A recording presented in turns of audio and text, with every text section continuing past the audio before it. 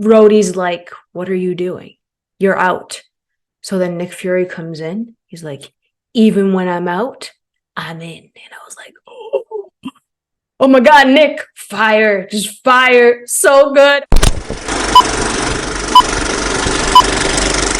Hey everyone, welcome back to Candid Cinema. I'm Amanda, otherwise known as AMX ND Reviews on Twitter, Instagram, and Letterboxd. Today I will be reviewing episode 2 of Secret Invasion.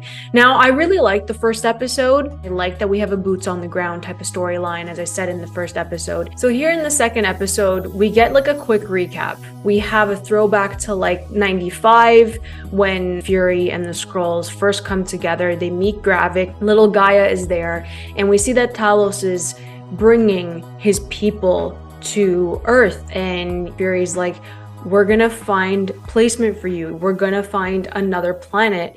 While your, planet's being invaded, you can be safe here. But what we do find out is that Talos doesn't really bring everyone over, right? So it's not like it's everybody from the planet. People have died on their planet. There were casualties. That's what makes this so heartbreaking. We see that Gravik is a bit cold. We get a bit of a backstory about his parents. He's an orphan in this case.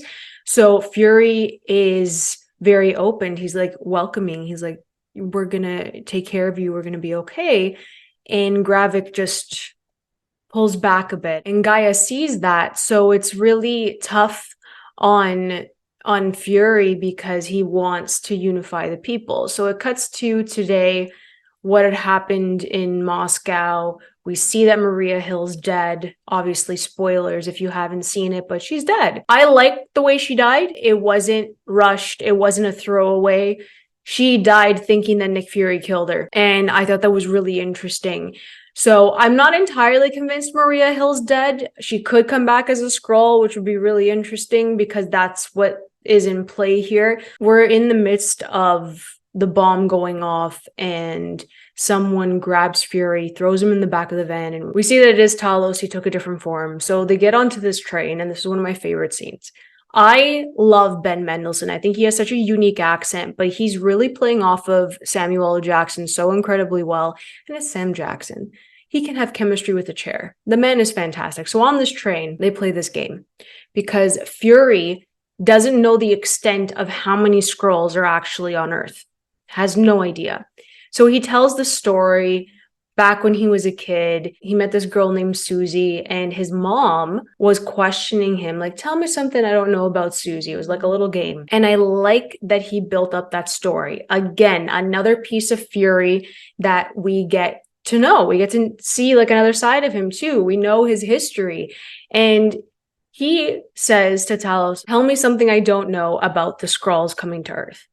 And Talos is like, I don't know what you're talking about. You know everything, blah, blah, blah. And Fury presses, and I love this train scene. It's so good because Talos doesn't want to tell him.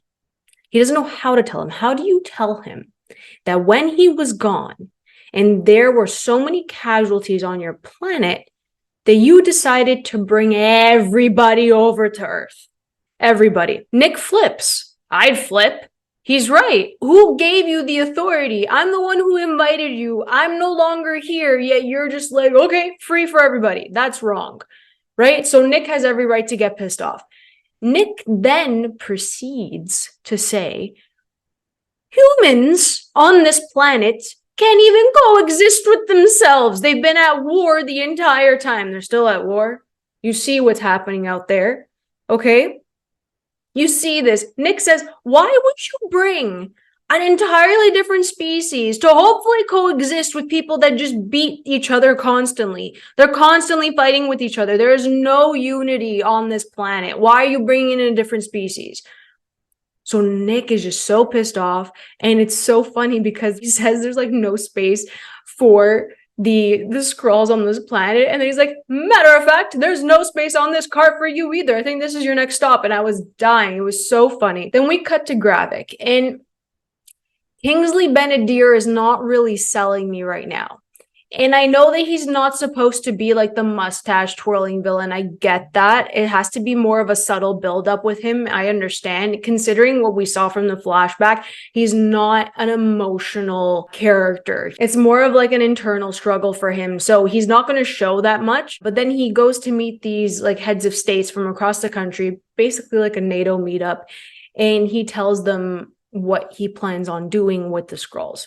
So he wants like a whole world takeover, and this is the way to do it. You have these like government heads present with you and working with you. So Gravik has them under his belt, but Gaia is not 100% sold on his motives. So she's like coasting in the middle. No offense to Emilia Clarke.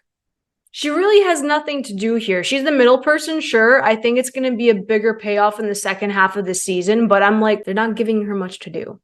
So at one point, Gravik does do a little bit of a snap, bangs on the table in front of everybody, and it just comes out of nowhere where I was like, oh shit, like, and that shocks me. I was like, wow. There's no change in Gravik, and I think that's what's frustrating me. There's like no rise and fall of emotions. There's no build up to his emotions and when he does speak to people. So it's very like one note right now, and I think that's what's bothering me about Gravik. He's not selling me as a villain. Sonya, on the other hand, Olivia Colman steals everything within 5 seconds. Her spotlight, shine bright, woman, because she's so good, but I'm going to get to that later. Sonya's trying to find Gravik's people, and we see that. But while that's happening, Rhodey and Nick have a sit down.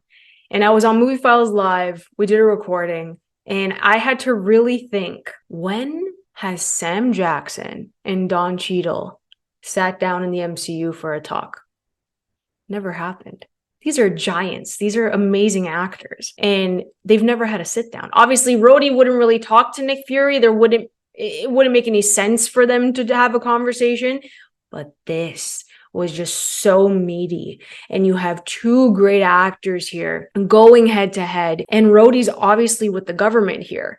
So he's telling Nick to back down. You're just out of it. There's no way that you alone can solve this problem right now with all of these Skrulls. It's impossible. So Rhodey says, maybe we can call like our friends. Why aren't we calling the Avengers? Important note, I know this show is about Nick Fury, but if I hear him bring up Carol Danvers one more time and she doesn't show up, or she doesn't do nothing for the Skrulls, and this is basically her fault, what are we doing here? She needs to handle this. Nick's like, absolutely not. If you start bringing the Avengers in here, they can like transform into them. We can't give them their identities because then the Skrulls are going to become Avengers, which is entirely possible that this could happen down the road. This is not going to be resolved in one season.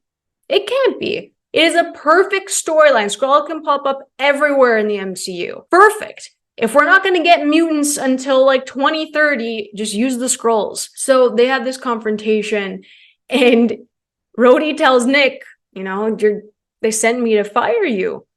And he's like, they sent you to fire me? And then he's like, no, I actually volunteered because it makes the most sense. So Nick's like, I ain't going anywhere. This is my fight. I did this technically. Like I did this with Carol. I know the Skrulls.